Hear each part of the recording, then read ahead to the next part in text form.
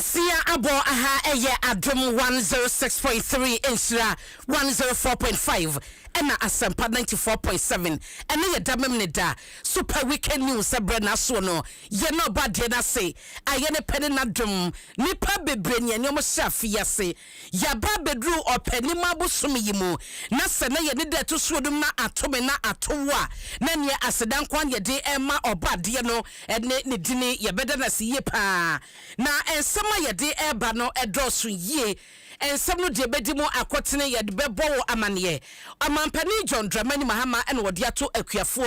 ya wono ewo oman mu nyina tetiu se wo mo yira mo nya adwuma na bie mu so no wono akasa na points no wa kire se wo mo enhye so bodom ho ebeseku adwuma mu Abusia nro akuafo da wo man Ghana mu enhyehyɛ ye mpanimfo ye no wode aboa sa akuafo do wo no ba ye a kwa be no wode befa so ehwo afutu aba na ne ye do ebekɔ mansia South Abaton Pesuare so mase bedwani wo hodo mo na wono so wo kire se no kranie ba no special prosecutor office no a ɛwɔ sempanyifo wo mo twa mo tintontan Abusia kase ebo na bi ka we hu ne aboaboa no a ye de ba ne oba Facebook, YouTube, Instagram ba bia ye dem wo ho wadwenkyere na hia fa adwenkyere ne to ho ene Facebook no wo de to ho no mo a wo like no wa share na wo ko YouTube a no wa subscribe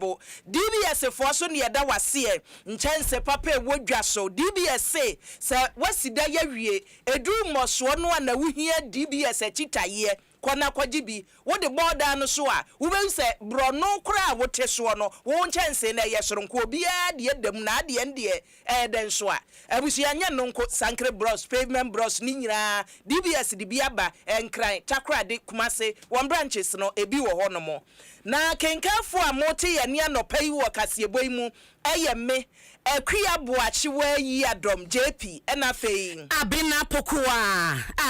wennie yayisa ena ohene amponsa kakabo ena wamo ebo yechi dom ene anopai Miss Malaika wotwe yetum live ewo Facebook and YouTube yensa se na enchemu no yemfa ema wana enura eye omayida ye yetroso wod ma yede ese akuafo animunyam yede ekai womo na womo adekua ayekua akwanimu no abasobo esefata empagifo edema wom dwumadigni kesepa ne de mansimensa wodro ye ne so kesepa no eye ho ye no ewo framantemu ena ekoso wod ma omampani John Dramani Mahama ene wono atete ne chatemu ni mpagifo bi eka ne ho kopie mu ho no kokɔhwɛ sɛ wokoduru ho no a na dwumadi omode hyehyɛ so de bewie pɛyɛ na enwoma akogina yie na enna mampani ekasa no wode afutuo ama na points into bibia mampani apawo sɛ woyɛ soafoɔ woyɛ abanka chepani sɛ bia woyɛ kwankyerɛfo wode dwumako bia no yɛ bandwuma yɛ mampani abo odidi satumi na ma no o mampani sɛ munyina momfa bo enkonko sɛ kuadwuma mu esan sɛ kuadwuma no yɛ de papa eboa ema nipa ediye enya se wo pese wo diye power asase so ne o man gada yewo mu a e wo so ba woni agi kuadwuma ho a eno so wo diye no na esa so page o man no e di esibia ya ekoyie na entoto nyina so begina yie na wasa so de atoso ese sa wo hye adwuma akuafo eya wo man na ho de kese egina kuadwuma so sa se nei enuane bebu enuane ho bekɔ atwe ekon beba aduane beba nyina no egina kuafo so eba no sa so a na o man no sika ni emu entoto ye nyina no na eno soso no egina ye kama e wasa kwan no so na wo hwem wa wei eye akuafo da man no edie no de atoso aduanan baako eye 41st National Farmers Day and of course ewo ho na wo hwe timpa na eda dwumadie yi anim anasa die nim no a wo se feed Ghana, eat Ghana, secure the future na ekire se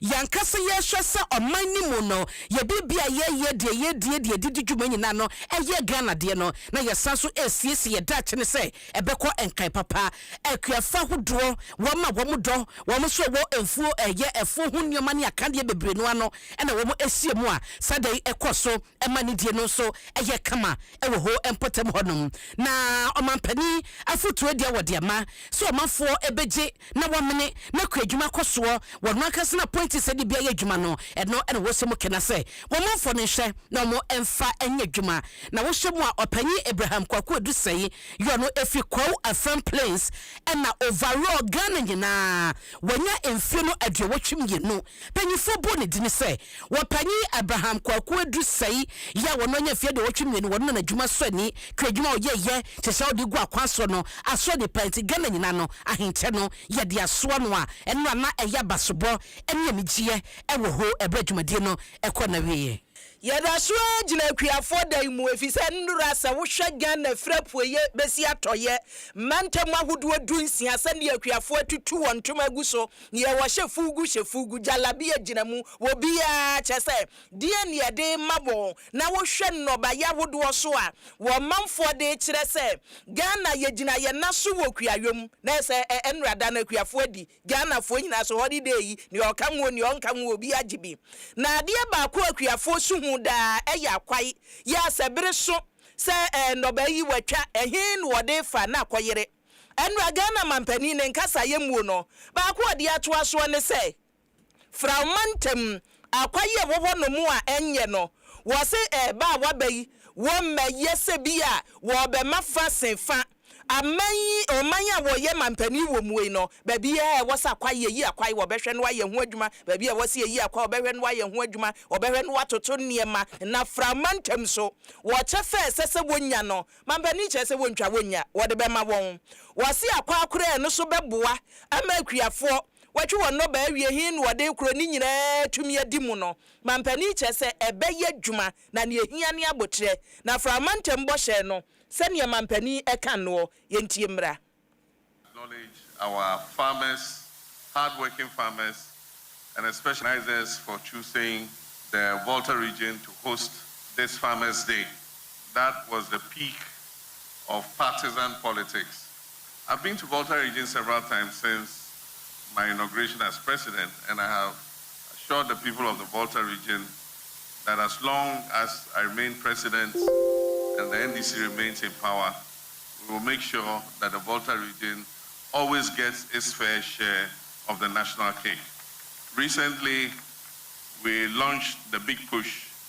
program, which the Nobody Cultural Troupe was in the Volta region. The regional minister recently he has submitted a report to me, and his report shows that the contractors are on site. They have finished setting up their site camps, and indeed most of them have started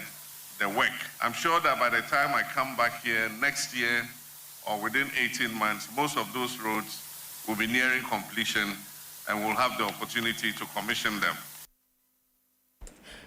Eni abusiani awuti ye Ghana mampani John Dramani Mahama ne no wotoa so no wo be kire mu osem se ye mfase kan ni asonko nedo enye yensa na behwe ye de yensa etu aburogu amna mu tu fertilizer odi ebe yo na ni nyina ye de yensa na eyo se na niema sesa eti abefu nimde yi adidokua no wase aso ye hwe mayi kua yonsem so afi wode wani be kwa ho afefofra ye besimuyi eni ye se ye tractor so emfidi a dido ni edonya ni bebre mampani si akuafo benya bi no de ado. As the Greek minister said, we are applying science in our new agricultural policy because every country treasures food security. You must be able to feed your nation, feed your people, and make food affordable for them. And that is why we're taking irrigation seriously. And this irrigation is not going to be irrigation that we apply only close to water bodies, also irrigation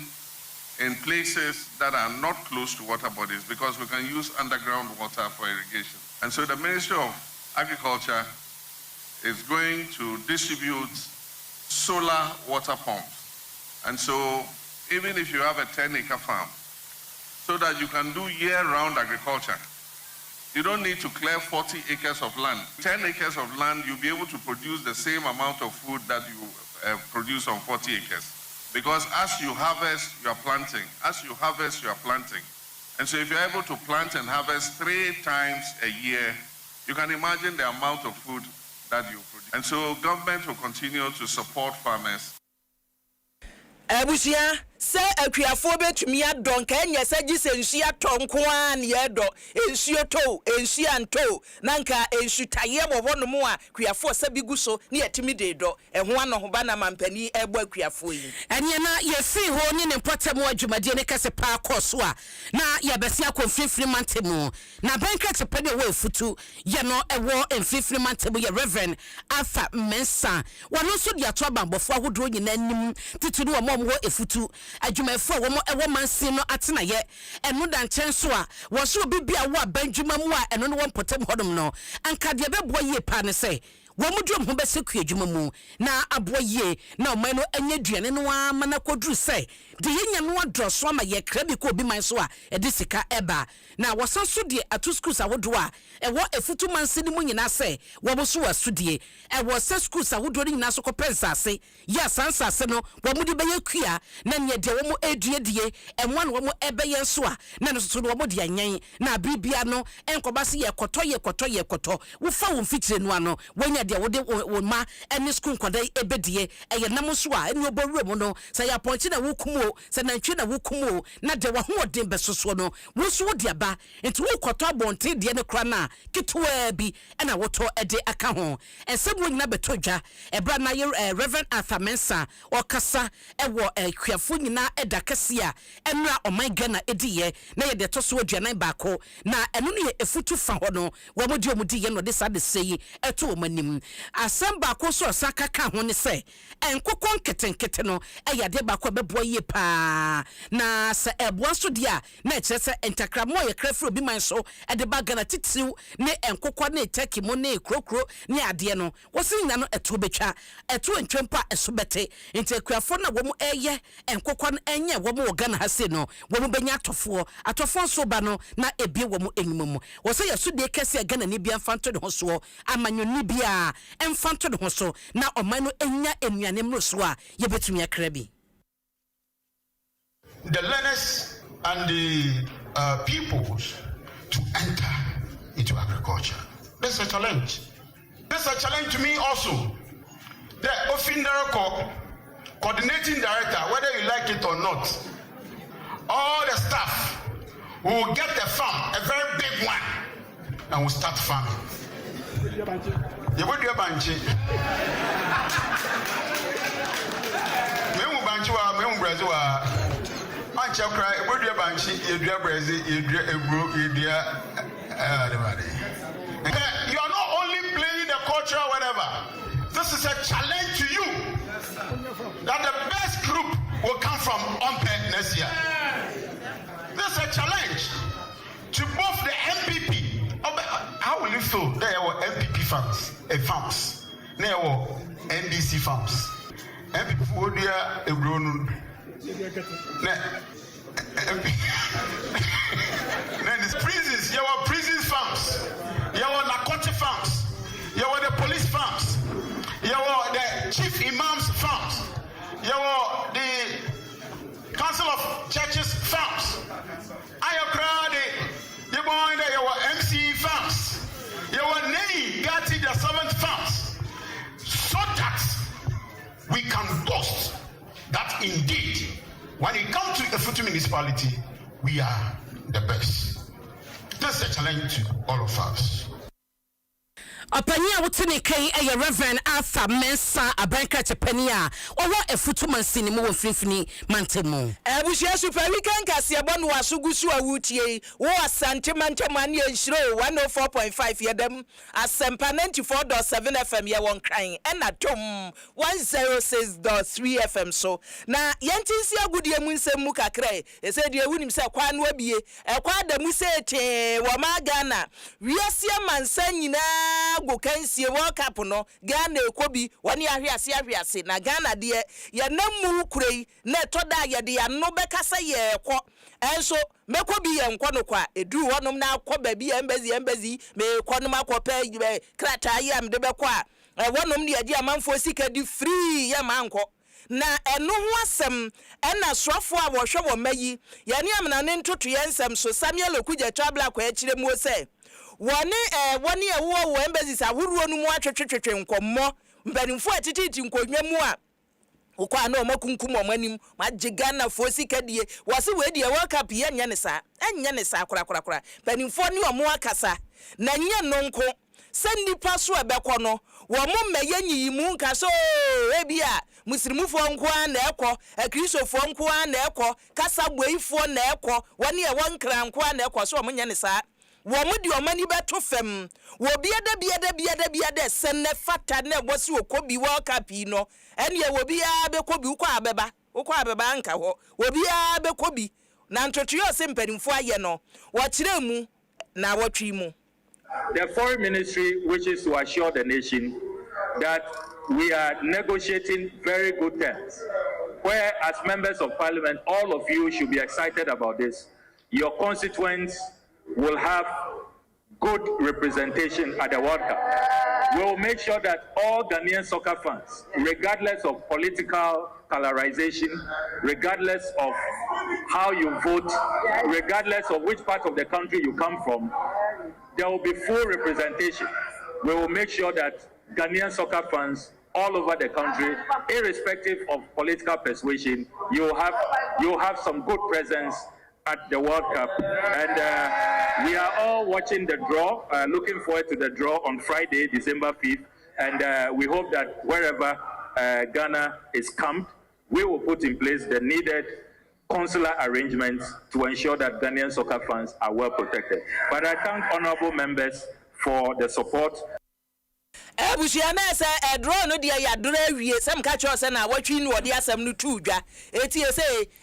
Ghana America ho no America ho no Ghana ginam America ne Canada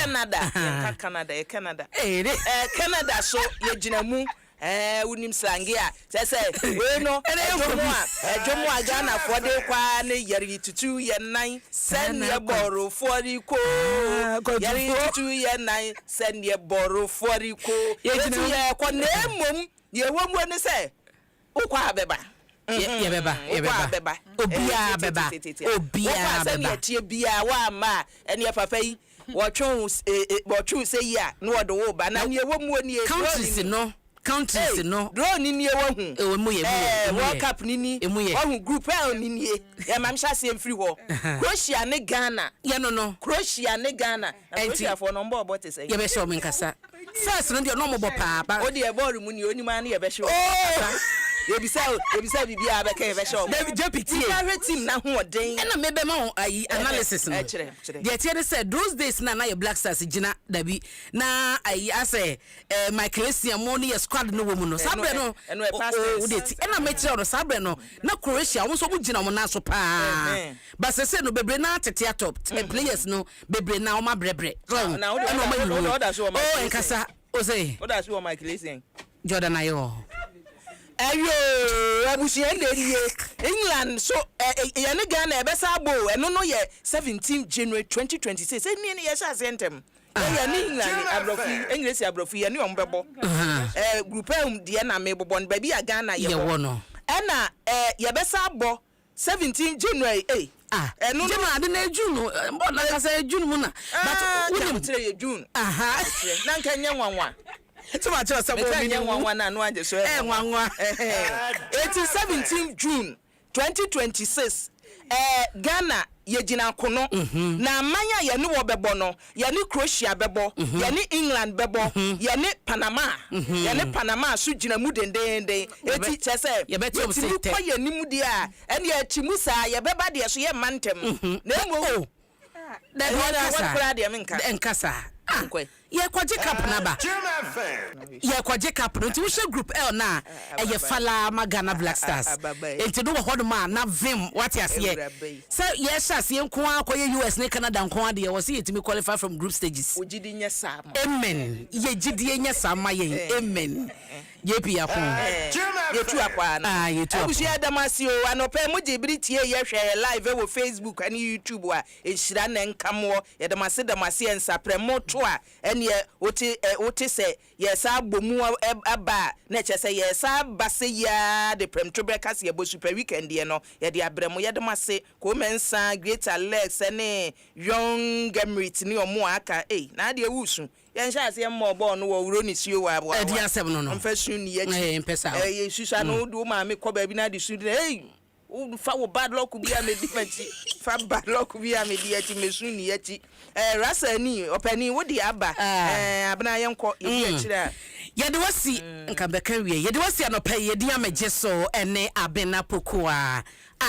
wennie mene akria boachi wa yi Adom JP DBS for yedamasi o ebro nya achade no so omuguso che omuguso bosu free promo no bosu free yase ton chance no na ye mfa carpenter nye ayi carpenter bongara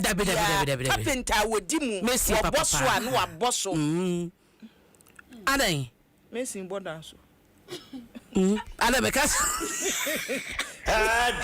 abusia ya na no pay yenye na bi abotre na me Adom 1st January